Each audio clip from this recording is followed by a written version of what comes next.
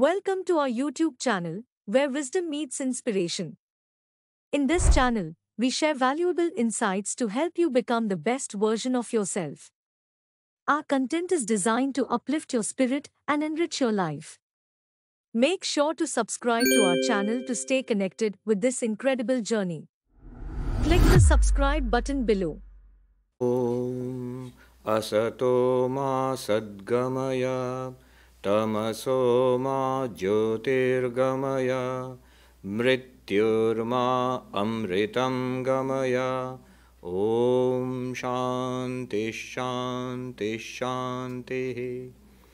Om, lead us from the unreal to the real, lead us from darkness unto light, lead us from death to immortality. Om, peace, peace, peace. Good morning, everybody. I offer my salutations to revered Swami Chaitanyanandaji Maharaj and other revered monks. And thank you for having me here this morning. Many of you who are used to me speaking about non-dual Vedanta, well, you are in for something else different today. The subject is different. What the Swami asked me to speak about is Shakti, the power of Brahman. This was actually a bone of contention between Swami Vivekananda and Sri Ramakrishna. Swami Vivekananda, later in this country, he says that I fought with my master for 6 long years. And the main issue over which he fought was the worship of Kali, was the worship of Shakti. He said, how I hated Kali and her ways. And yet he made me over to her and she made a slave of me. In fact, it is because of Kali, it is because of Shakti that Vivekananda, Narendranath becomes Vivekananda. He comes to the West. The Vedanta societies are here today. The floodgates of the accumulated spiritual treasures of the East have flowed to the West over the last 125 years. And which is why you are here today and I am here today also. So it is a very central subject. But yes, Swami Vivekananda, when he came to the West in 1895, after starting the Vedanta Society of New York, he goes to Thousand Island Park in St. Lawrence River, and he stayed there for 6 weeks, and he taught a small group of disciples. And that became the well-known Inspired Talks. And there, in the Inspired Talks, I found in one day, he has given a talk about exactly my subject, what I'm going to talk about today. And it's only 1 page, but I found there so much material, it could be a book. Every sentence there could be a chapter in a book. So I thought I would summarize what he said, but you cannot match Swami Vivekananda's language. So I will read out what he said there about the Divine Mother, about Shakti. But the story about him and the Divine Mother is well known to all of us. How he would avoid going to the temple of Kali, and he in fact even discouraged Rakhal, who later became Swami Brahmananda, because they were all members of this well-known Hindu reform movement of the 19th century, the Brahmo Samaj, who were against any kind of worship in images. And so Narendranath would tell Rakhal that you have signed up for that. Why are you going to that temple and worshipping that image? And Rakhal, who was of a very sensitive and soft nature, started avoiding Narendranath. Till Sri Ramakrishna found out and scolded Narendranath. He said, can everybody go straight to the transcendent aspect of the reality? Let people go in their own way. Why are you discouraging Rakhal? It so happened that Narendranath had fallen upon hard times, and he came to Sri Ramakrishna and said, my family is suffering. His father had passed away and leaving the entire family in debt and a terrible condition. He couldn't get a job. So my family is suffering, want of food, and so many problems. Could you ask the Divine Mother, Kali, for taking care of these problems? I know she solves these problems also. And Sri Ramakrishna said, look, I don't ask these things. Why don't you go and ask? Today is a good day. It's a Tuesday. It's the day of the Divine Mother. So why don't you go and ask? He is, sort of pushing him towards that. Narendranath was not willing at first, but Sri Ramakrishna persuaded him, cajoled him into, go and ask. She will listen. And he goes there, comes back after some time, and Sri Ramakrishna says, well, did you ask? He said, yes, when I went there, it was a living presence. But yes, but did you ask for money? He said, no, I could not. I asked for knowledge and devotion and dispassion for worldliness. To show me the difference between the real and the unreal, Viveka, from which his name comes, Vivekananda. And Sri Ramakrishna was, well, that's all right, but did you ask for money? How foolish. Go and ask for money. There's still yet time. And so he sends Narendranath back again. We know the story. He goes, and the second time comes back, and the same thing is repeated. And Sri Ramakrishna says, but you should ask, you wanted money, you should ask for money, go again. Third time, Narendranath is sent back to the temple. Again, he comes back, overwhelmed by a living presence of the mother, and couldn't ask for money. And of course, this is what Sri Ramakrishna wanted. But, and Narendranath also realized that I understand now this is your play. You are doing this on purpose. And Sri Ramakrishna blessed Narendranath that, all right, I say that your family, your mother and your brothers and sisters, they will not lack simple food and clothing, The simple wants of life, they will not. He didn't bless them that you're going to become millionaires or anything like that. But they will not suffer from poverty. That much he blessed. And he was so delighted. He kept telling people, Naren has accepted, he literally said Kali, which means Naren has accepted Shakti, God as in the form of the Divine Mother, as the power of this universe.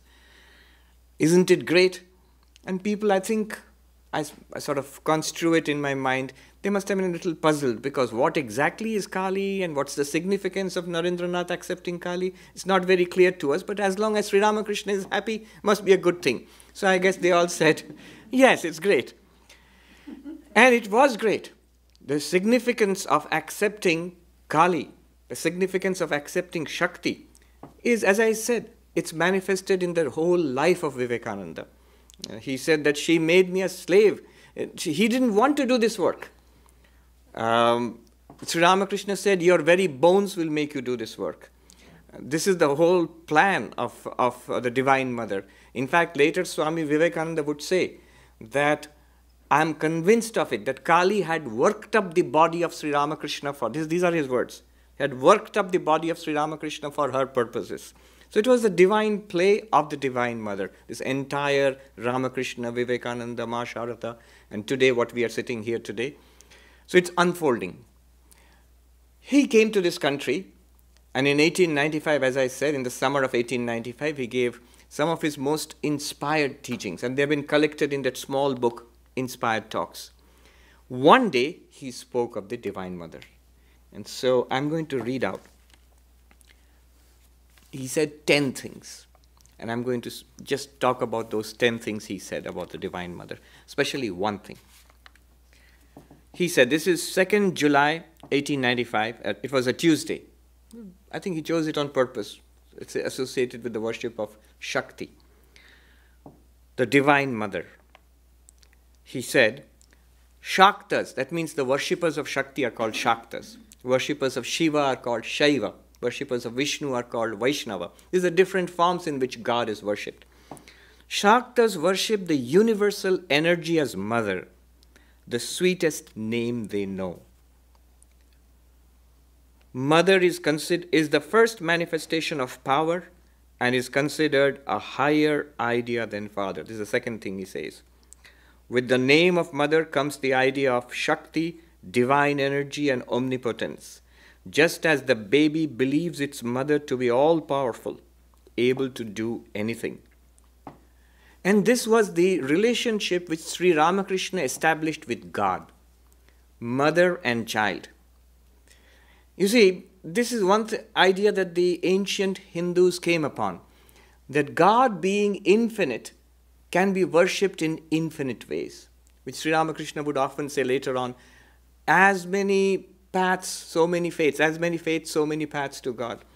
Infinite reality, infinite paths, or infinite ways to an infinite reality. That's, by the way, the name of a new book about to be published by Oxford University Press on Sri Ramakrishna's approach to God. It's going to be released this month. Infinite reality, infinite paths.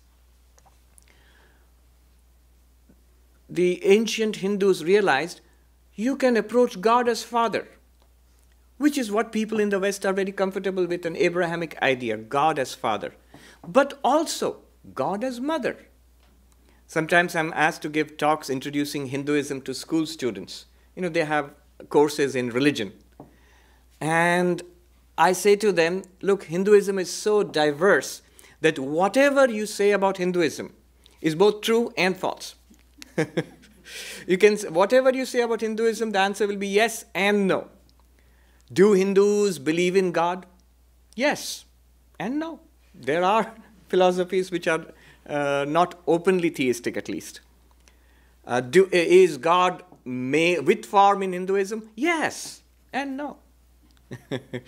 Is God male? Is God in the form of a man? God is male? Yes and no. God can be female also. God can be in the form of... It's a very powerful tradition in ancient India to worship God as Mother. And the whole idea was that, in Vivekananda's words, in spiritual life, we try to divinize our human relationships. That is to see God in everybody, in all human beings, in all beings. And to humanize our divine relationship. Your relationship to God is humanized. Humanized means you have a relationship of father or mother or child. God is your child. Which is why the baby Krishna or the baby Jesus is worshipped. Or lover, or friend, or a peaceful, impersonal principle in non-dual Vedanta, for example. So all these relationships are possible. And Sri Ramakrishna, among all of them, Sri Ramakrishna explored all of them. But his basic tendency, fundamental approach to God was mother and child. She is my mother and I am the child. The third thing which he says, the Divine Mother is the Kundalini sleeping in us. Without worshipping her, we can never know ourselves. To unpack this sentence would take a full talk.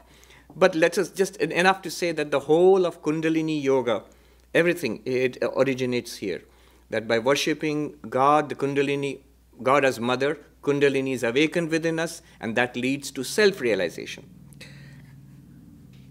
Then he goes on to say, she is the sum total of the energy of the universe. Every manifestation of power in the universe is Mother. She is life, she is intelligence, she is love, she is in the universe, yet separate from it. This is an important thing. Sri Ramakrishna saw the Divine Mother everywhere. I was reading in one of the wonderful collections which revered Maharaj has made about the reminiscences of Swami Vivekananda. And Swami Vivekananda, in one place, he says that Keshav Sen, the great reformer and leader of the Brahmo Samaj, who was very close to Sri Ramakrishna. Now, Keshav Sen had traveled widely, and he was important because he had actually gone across the seas to England and met the Queen of England. You can imagine how prestigious that was in colonized India at that time. So, Sri Ramakrishna says to Keshav Sen that you have gone over all the world, you have traveled across oceans and lands and seen so many things. But have you not seen my mother who pervades all these things? In Bengali, Jagod jure amar maa ke dakoni. Have you not seen my mother who is in all things, who pervades this universe?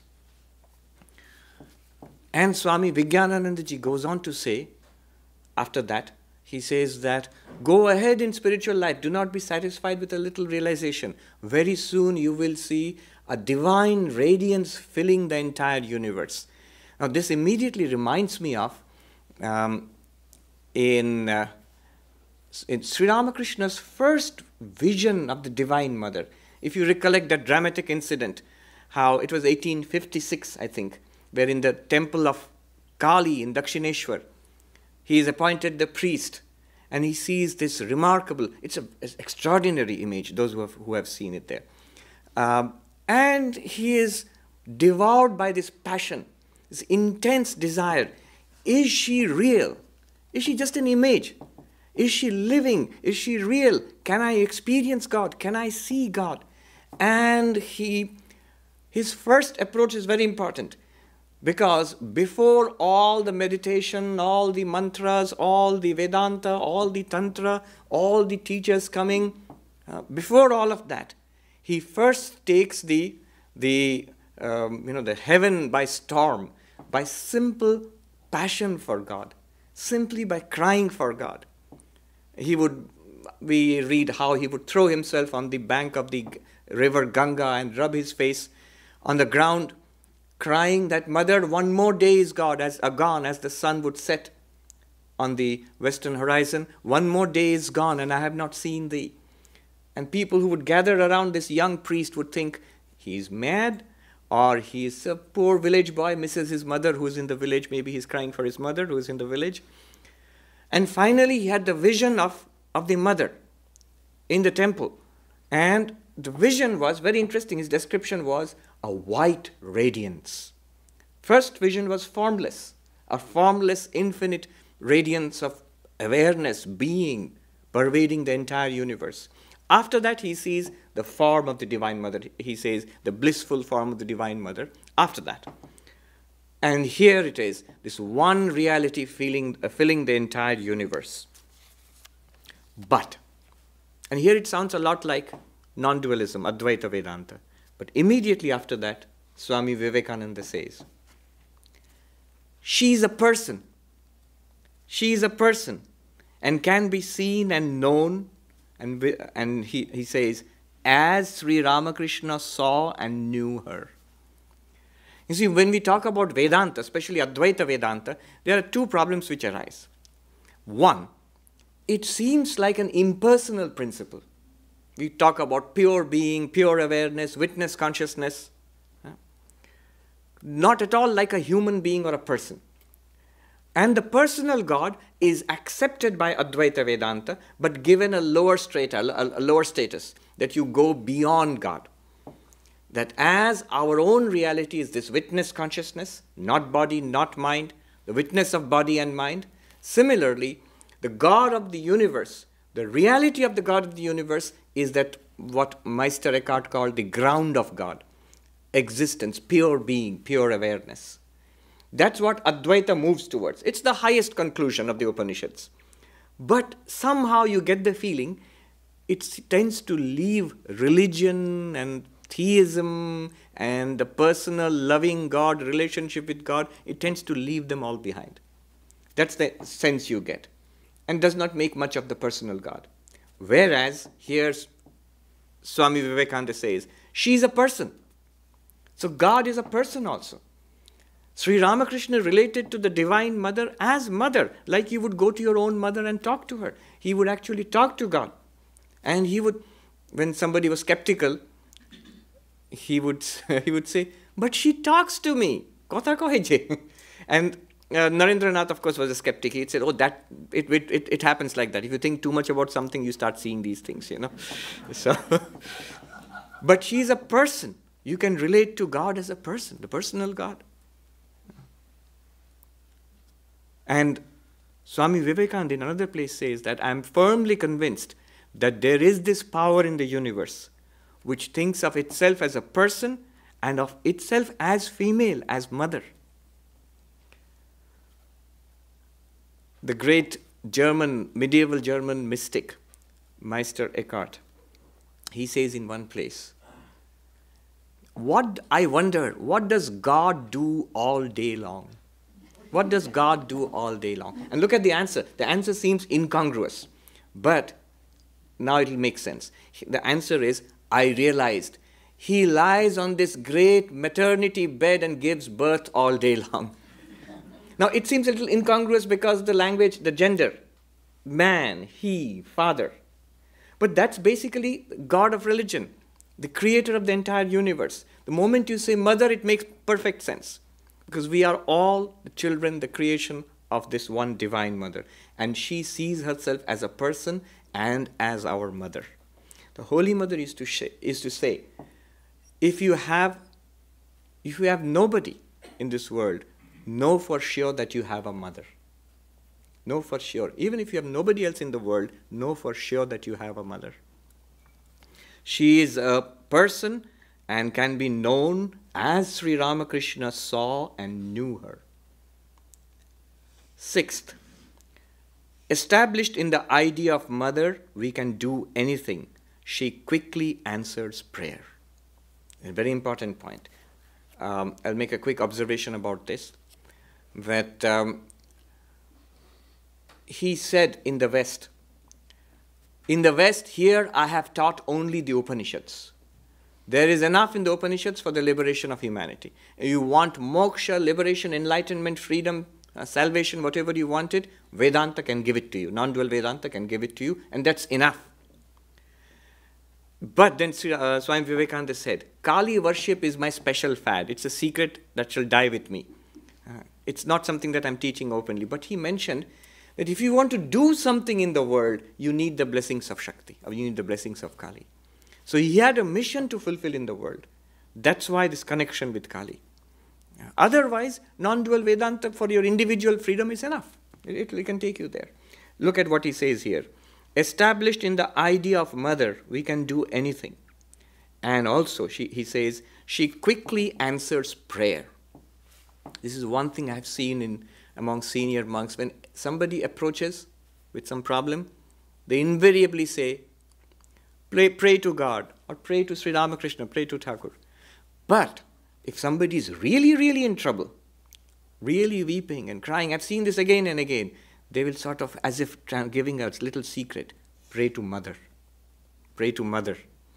I have seen in the main monastery in Belur Mutt, the big temple of Sri Ramakrishna, of course very popular, many, many people go there. But often I've seen people go there, bow down, and then they go straight, make a beeline for the temple of the mother, which is a much more modest structure on the bank of the river. And there people I have seen, they sit there and meditate and cry and weep. So this idea that mother answers prayer much more easily, much more quickly, much more leniently than father. Father is stern, father listens, but stern. We get what we deserve, and father is just. But mother is a soft touch. So if you nag her enough, you will get at least some of what you ask for. And, well, I'll leave it at that. The wise, those who have ears will hear. So this is a very important thing. Another thing I just missed over here, when Swami Vivekananda says, she is intelligent, she is love, she is life, she is in the universe, yet separate from it. In Advaita Vedanta, one tendency you might have noticed is, here is this world, it's an appearance. Here is the body, I am not the body. Here is prana, life. It's an object, an experience. I am not it. I am the witness of that. Here is mind and intelligence. I am not it. I am the witness of that. I am the pure consciousness apart from witness of material universe, the physical body, the vital body, the mental body, the intellectual body. Annamaya kosha, pranamaya kosha, manomaya kosha, vijnanamaya kosha. We note it and we dismiss it. Neti, neti, neti. But it sometimes seemed to me a little one-sided. There is spiritual significance in matter. There is spiritual significance in life. There is spiritual significance in mind and intelligence. This is what the path of Shakti emphasizes. Don't dismiss it casually. See God in those things also. See God in life. See God in physical matter, in the being of the universe. As Sri Ramakrishna says to Keshab Chandra Sen, you have seen so many things across the world. Did you not see my mother in all of them? So Advaita Vedanta tends to shoot up like a rocket to the transcendent, leave everything behind. But that way you miss the scenic route. The scenic route is to see God in everything. I often feel that when you look at the fall colors, you're lucky here. I saw in Missouri and Kansas, you see the full bloom of the fall colors, at least this year. Somehow, New York, we haven't got it this time. And there's actually an article about it. How did we skip fall in New York? In this magnificence which you see around you, there is divinity there. The Swami who was there in New York before me, Swami Tathagathanandaji, somebody called him the wild man of Vedanta. Those of you who know him, you will understand why he was called that.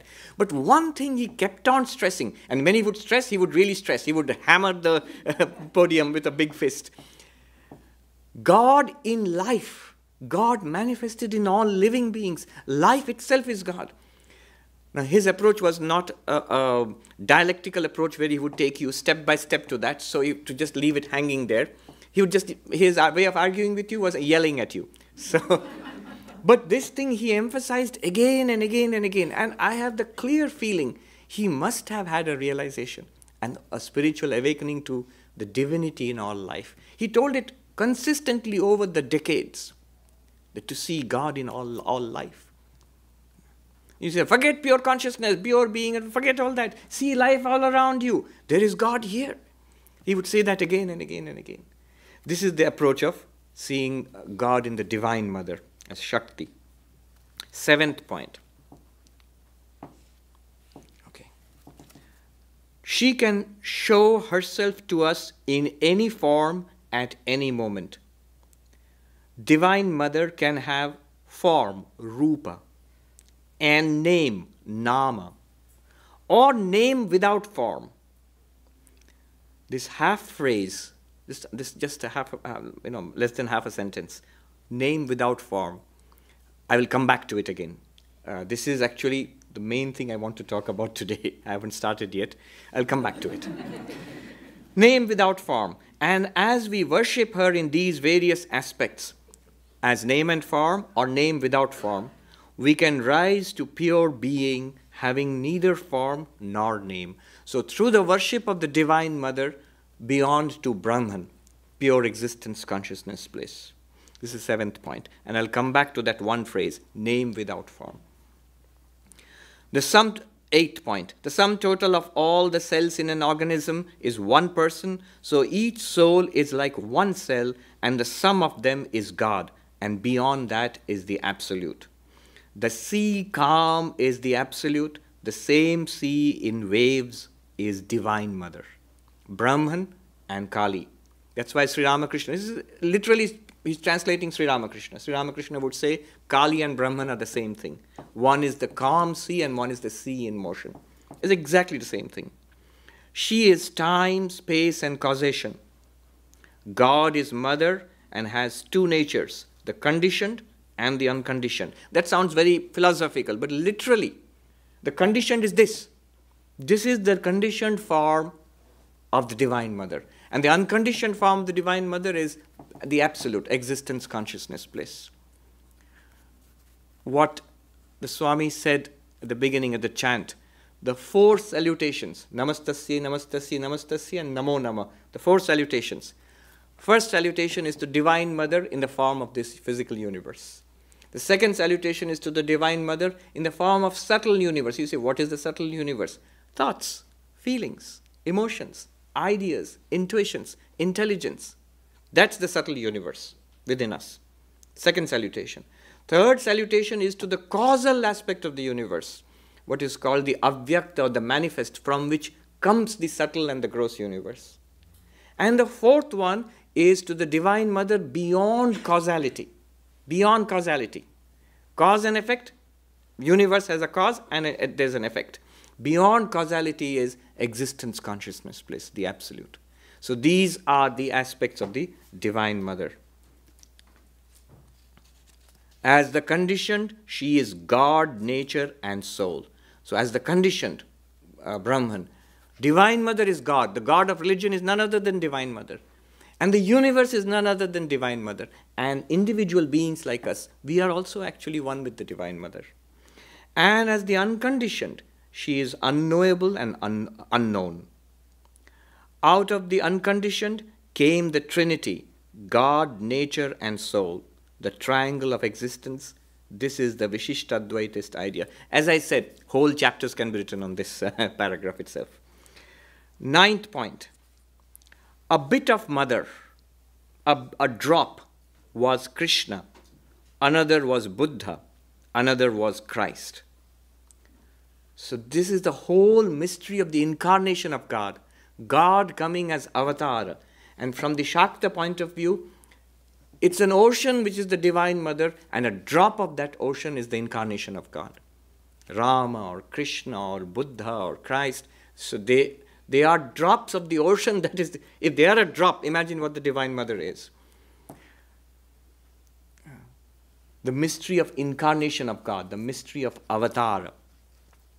There's an old joke which goes, if we are all children of God, what was special about Jesus? Son of God. So we are all children of God. But there is something special about Jesus. This is what is explained in the mystery of incarnation. And this thing becomes more acute in Advaita Vedanta, non-dual Vedanta, where we are all Brahman. Everything is Brahman. So what's so special about an incarnation? What's special about Krishna or Christ or Ramakrishna? That's why when Sri Ramakrishna said to Vivekananda that he who was Rama, he who was Krishna is in this body, Ramakrishna, but not in your Advaitic sense. In your Advaitic sense, everybody is Brahman. We are all Brahman. But there is a special sense in which avatars, incarnations of God, are different from the rest of us. In this very book, Inspired Talks, Swami Vivekananda says at the beginning that nature has two kinds of products, two kinds of creation. Nature, that means Prakriti or the Divine Mother. One is this universe and us, sentient beings and the universe. That's one kind of product. And then he says there is a special creation which nature undergoes once in a while, which is the incarnation of God, avatar, indicating thereby the incarnation is a separate mystery altogether. One sentence, you could go on talking about it. And the last thing he said here, the worship of even one spark of the mother in our earthly mother leads to greatness. Worship her if you want love and wisdom. So just little more than one page. And as I said, you could write a volume on it. Now I'll go back in the time remaining to me. It's a difficult topic. I've been avoiding it, but we have to get around to it. I'll go back to that one phrase he used, that the Divine Mother can be name without form. Name without form. The whole mystery of the mantra. Why I want to dwell on it today is many of us here, though we read Vedanta, we are interested, we listen to talks and think about it, but many of us here are initiated into the practice of a mantra. Ishta Devata, the chosen form of God, and the repetition of a mantra. So this is the right occasion to talk about it. Shakti of Brahman, Divine Mother Shakti, and the relationship, what is the special practice and how is it related to mantra? So this is what I'm going to talk about in the time remaining to me. For this, we shall have to go further afield to a philosophy which I don't think I've mentioned in my talks, which we normally do not talk about, a magnificent system of thought related to Vedanta but different from it. It is the Kashmiri Shaivism system, the system of Kashmiri Shaivism. So in that system, which reached its climax maybe a century or two after Shankara in Kashmir, in that system the highest reality is called Shiva. Highest reality is called Shiva. And Shakti, the Divine Mother, is the power of Shiva. The highest reality is not in, as in Vedanta we say Sat Chit Ananda, existence, being, awareness, bliss, or being, existence, consciousness, bliss. In the Kashmiri Shaiva system, Prakasha Vimarsha Swarupa. Prakasha means awareness, pure awareness, consciousness.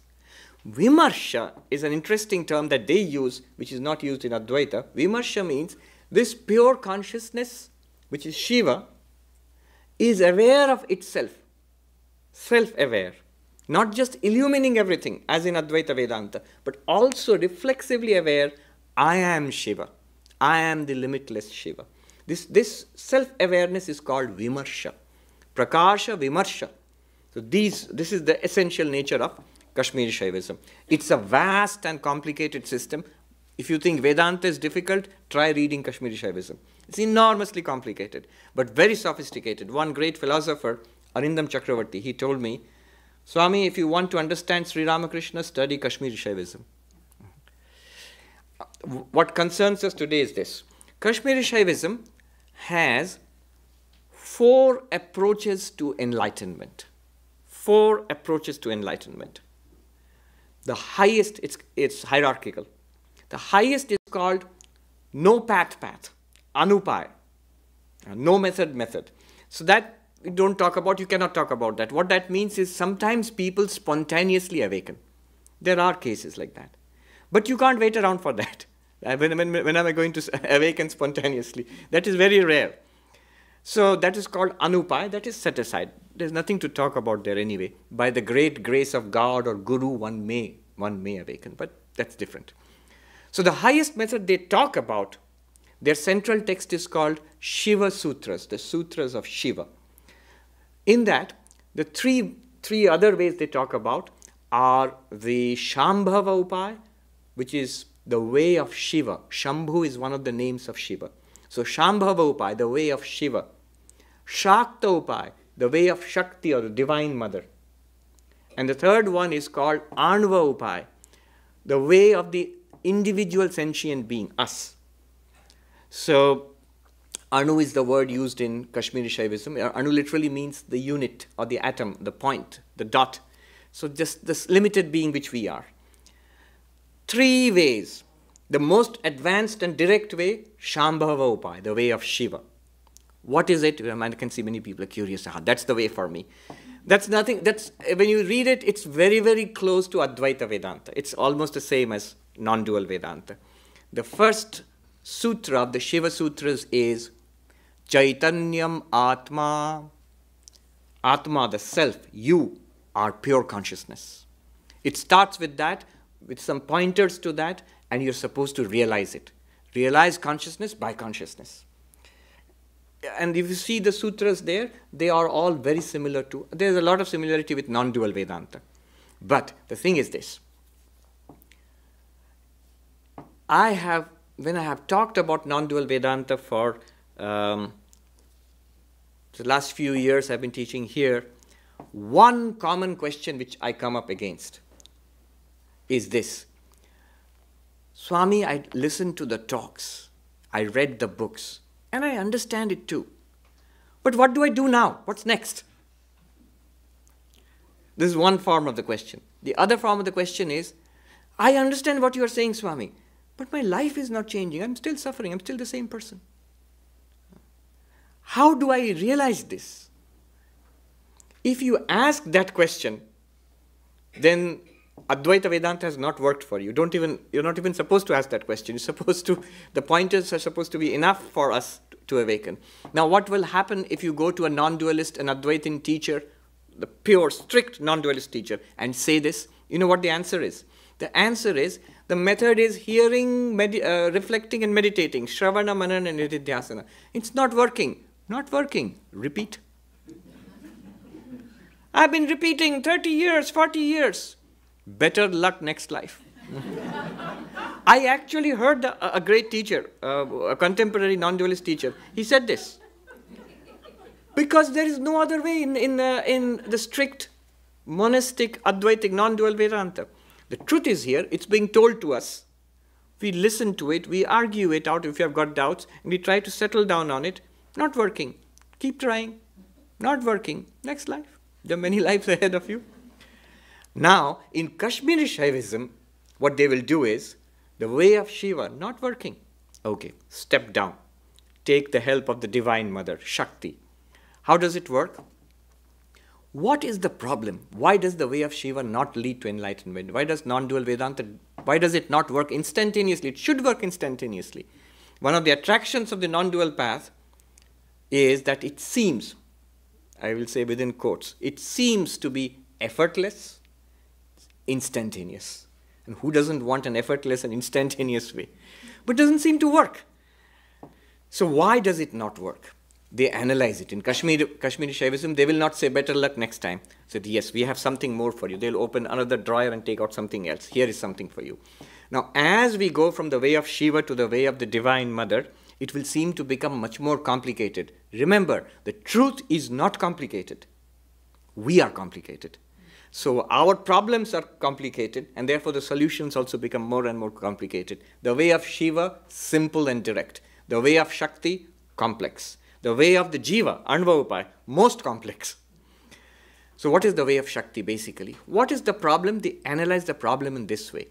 What happens, if you try to settle down, I have understood Vedanta, I am Brahman. If you try to settle down there, what will happen? Thoughts keep coming to the mind. Simple.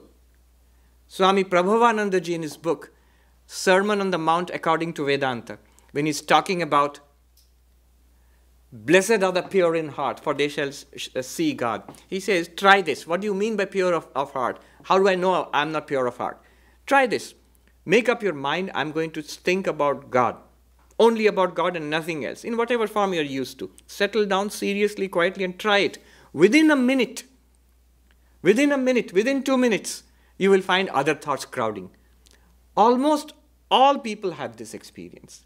This is the sign of the impurity of the heart.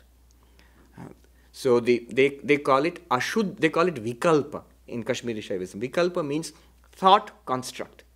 The mind starts chattering away. Very natural. It's the very life of the mind to think. So thoughts keep coming. Vikalpa.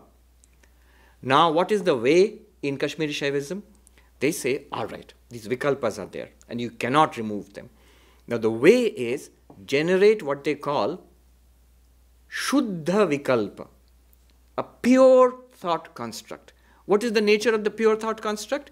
Same as the original teaching of Kashmiri Shaivism, non-dualism. I am the limitless Shiva. Abhinava Gupta, great Kashmiri Shaivite teacher, he says, Vishwottirna Vishwatmacha, transcending this physical universe and the essence immanent in this physical universe, that Shiva I am. This will be the structure of the pure thought construct. Now the question is, this pure thought construct, can it really capture Shiva, the ultimate reality? Can you think your way to realization? And the answer is no, you cannot.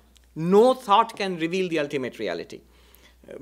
Abhinava Gupta gives a classic example. He says, you might as well ask a pot kept out in the bright sunlight. Ask the pot, illumine the sun. Impossible. It's a crazy idea. It's just the opposite. It's the sun which illumines the pot. The pot has absolutely no way of illumining the sun. And neither is it necessary to. Similarly, to say the mind can capture my ultimate reality, Shiva, it won't work. Then what will this Shuddha Vikalpa do? What is the purpose of this practice? Two things. I will quickly race through this. I think we have got a little Q&A afterwards. So if you have got doubts, you can ask that. So it goes like this. 2 functions, negative function, positive function. The negative function of this practice is the illusion of duality is to be removed. Abhinava Gupta says, Swarupa Akhyati Matra Dvaitam. He says, Dvaita Adhivasam, Swarupa Akhyati Matram. But what it means is, this experience of a dualistic universe is only due to the non-apprehension of our non-dual self. It is there, but we don't see it as it is. That's why we experience this. So this Shuddha Vikalpa, this practice, will only remove this error. It will, look at the difference. It will not catch hold of Shiva. It will remove the ignorance that we are not Shiva. That's the negative function of the Shuddha Vikalpa. What is the actual practice? The practice has 3 aspects. Mantra Shakti, number 1, the power of the mantra. The second one is called Bhavana, Sattarka, that's a technical term, Bhavana, which means meditation. And the third one is Shuddha Vidya, pure knowledge, what they call enlightenment. So, the practice has 3 aspects, mantra, meditation, enlightenment. How does the mantra work?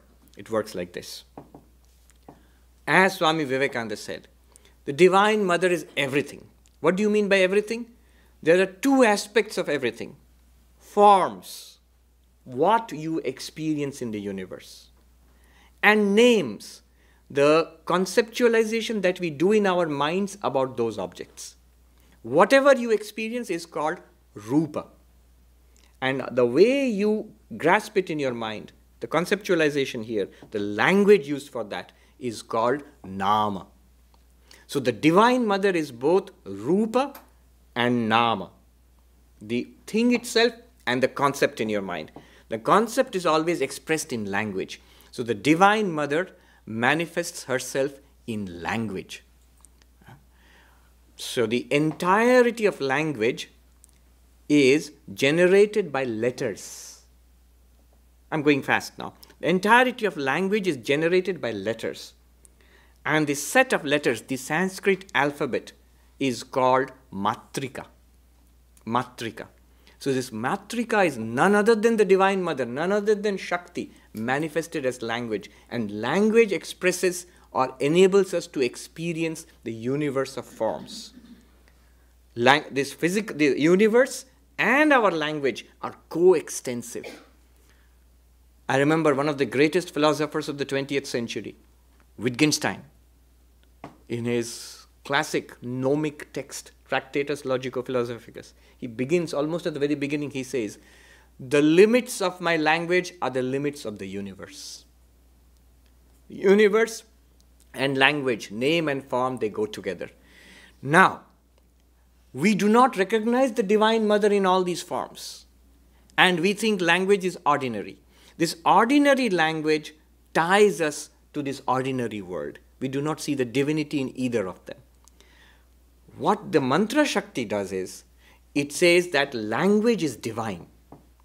And to see the divinity in language, to use the divinity inherent, the divine power, Shakti inherent in the very letters, each letter has a divine Shakti inherent in it. So mantras are generated out of these letters. And the entirety of the Sanskrit alphabet, it means that I am that limitless consciousness. How does it do so? It's incredible. We never think about that way. If you know Sanskrit a little bit also, it'll be amazing to you. But even without that, we can grasp. See, here is a secret. In the Sanskrit alphabet, also in many Indian alphabets, it starts with A. The first is not A, it's A. The most primitive sound is A. And the last one is Ha. If you see the whole alphabet, it starts with A and ends with Ha. Now, A is the mantra for Shiva, according to the science of mantras in the Shakto, in the way of Shakti. A is the mantra for Shiva, is the bija mantra for Shiva. And Ha is the mantra for Vimarsha Shakti, the Divine Mother. And in between these two letters, A and Ha, the last one, in between are all the other letters. All letters. A and Ha, if you put them together, and the dot is put there, it is called Aham. And those who know Sanskrit or a little bit also, you know what Aham means? I. The word for I, the vertical I, the word for I, the subject, me, I, is Aham. And they show that in between, in Aham, is all other letters of the language. And from those letters comes all language, all names. And those names represent the entire universe. So the word Aham, which means you, the you or I, the person, it includes in it the source of the entire universe. That's the way they think about it. So all names corresponding to all entities in the universe are encompassed in that word Aham. The word Aham, I, the mystical meaning of that is pure consciousness, Shiva, starting with A, coming down to Ha, in the entire process, manifests as everything in the universe. The cause of the universe, the subtle universe, and the physical universe. But the Swami said that the four salutations. So Shiva manifests as the cause, as the subtle universe, as the gross universe, and does so by the power of Shakti, the Divine Mother. So Aham, it sounds complicated, but actually is only one idea going through all of it, that language is mystical. it runs much deeper than what we think. We use it for referring to this world. And they say using language in its ordinary sense traps us in samsara. Using language in this mystical sense will free us from samsara. Now the Guru gives you a mantra, like we have all got, most of us. And that mantra is generated from this matrika, from this set of mystical letters. And this mantra refers to one or the other forms of the Divine Mother. In some form, the Ishta Devata. It could be male, it could be female, it could be beyond gender. And as we repeat that mantra, the mind and the personality becomes divinized.